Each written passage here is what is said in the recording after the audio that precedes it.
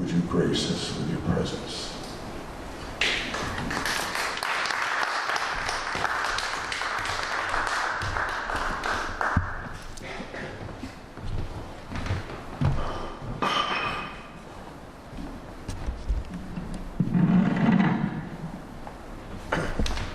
Thank you, Hayden.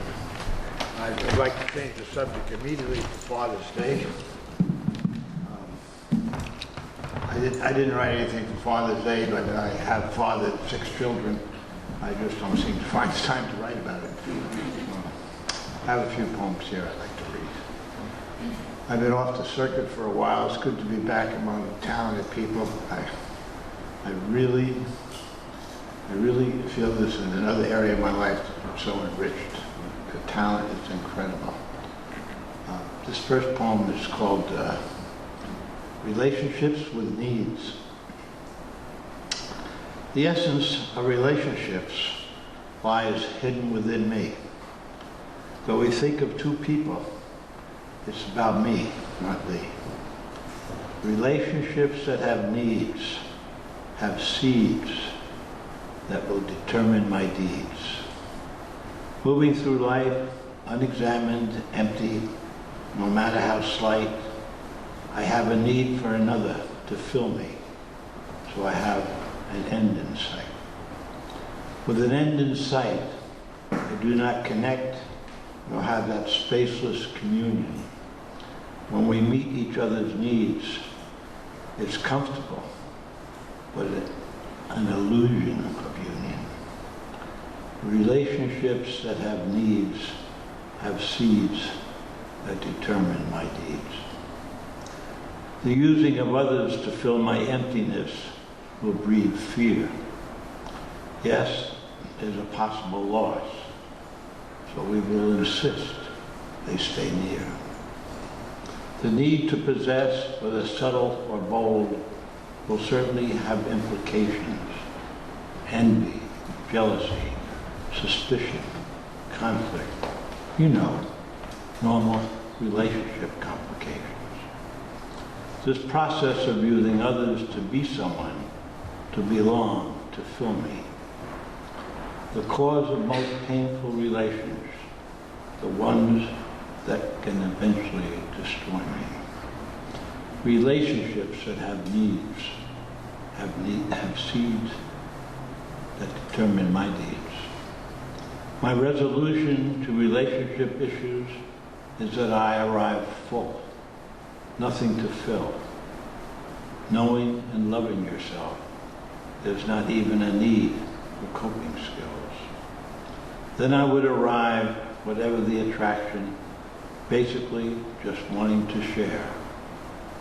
Few needs to fill, little wanting, no wild desires being present, just to wallow in the love affair. Being like a healthy fruit tree whose essence is to bear fruit, no sacrifice for the tree. Whether one takes and enjoys the fruit that is there, it's the picker's choice. It's up to thee. The fruit tree is in a relationship primarily to share, needless of nurturing or care. Because the tree is sustained by just knowing itself, therefore loving itself with abundance to share. Relationships that have needs have seeds that determine my deeds. This one's called Stream of Life.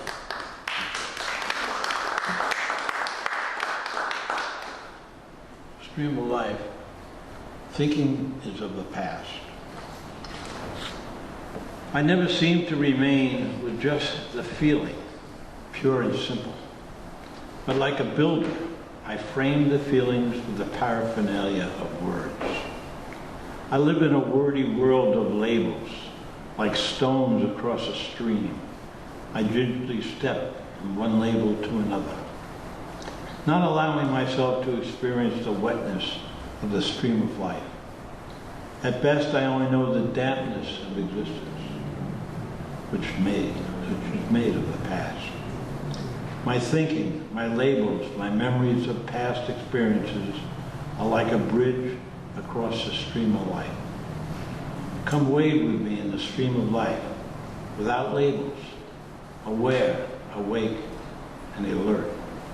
Life where you observe without an observer. I look at a new life.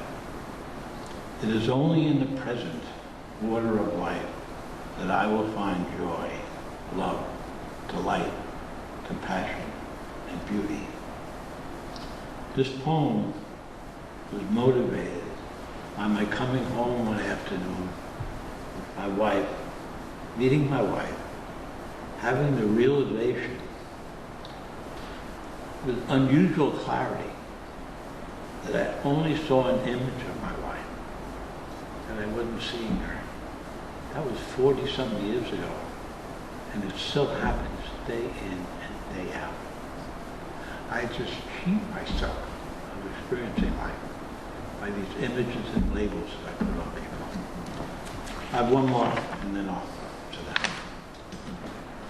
These are some of my life discoveries. I've been waddling around, walking, running, falling, and staggering for some 87 years, so I picked up a few things. I've discovered that there is no arriving in life, despite the promises of Madison Avenue. There is only the movement of experience. While in this movement, I experience life.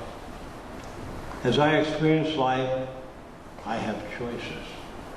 I must be awake, aware, and in the present to transcend my past conditioning in order to be free to choose. When I am aware and in the present, no matter what I experience, it can be either enjoyable or I can learn from it. However, when not awake or aware, I often choose pain. I choose pain, suffering, resentment by putting inappropriate thoughts on facts. Strange, isn't it? Because I prefer enjoyment and or learning rather than pain, suffering, and or resentment. Take responsibility for my thinking. What a concept. It has been possible to find this positive option regardless of what phenomena occurred in my life, but only if I am alert, awake, and aware of this choice. The most challenging example of this process was the tragic death of our beautiful great-grandson, Kingston, who was just approaching his third incredible year of life on this earth. It was devastating. Amongst all the pain and suffering, there was a choice to discover the positive that was there and to learn from this tragic experience.